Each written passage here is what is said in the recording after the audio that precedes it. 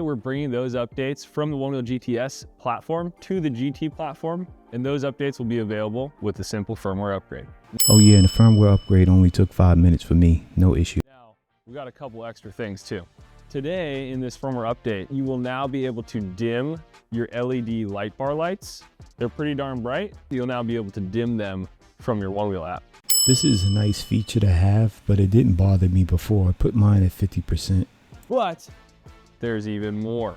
Starting today, if you're ordering a Onewheel GT, the treaded tire option is now automatically upgraded to the GT Performance treaded tire. It's got thin sidewalls, a softer durometer for a really carby riding experience, and also has a lot of passive stability. So it helps out in basically every riding situation, and ultimately it's what you want to be on. I do like that they are adding that tire and not any additional charges to the Onewheel GT. Or could this be a chess move by Future Motion to compete with the Enduro tire? But wait, there's more. This update will also feature a new torque headroom feature. Looks a little bit like this.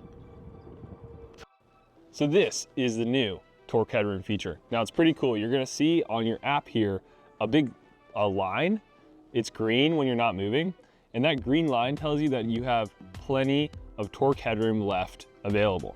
Now when that line turns yellow, that means that you're using up a lot of your torque headroom, that you should probably lean back and slow down a little bit. When it turns red, it means that you're using most of your torque headroom and you need to lean back and slow down immediately. Now that line will also turn purple when you're braking, and that shows you how much braking you're using.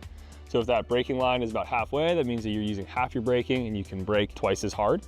When that line is all the way, it means you're using all of your braking capability. So pretty cool. Now this is a complex measurement that takes into account a number of factors, including how fast you're going, how much battery life you have left, and other factors, but it's an all-inclusive way to visualize how much torque headroom you have left. So this torque headroom reading is really useful for new riders who are really trying to understand their board better, how their board works, how their board feels, and be able to sort of visualize that through this torque headroom reading. It's also helpful for advanced riders as well. They obviously have a better sense of that already, but still, obviously, it's a nice data point.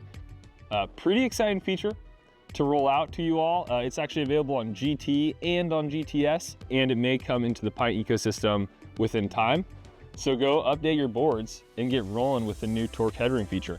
One note, now, we don't recommend that you get lost in your phone while you're riding. It's important to always be aware of your surroundings at all times, particularly when you're riding with speed. You guys give me your take on this. Leave your comments below.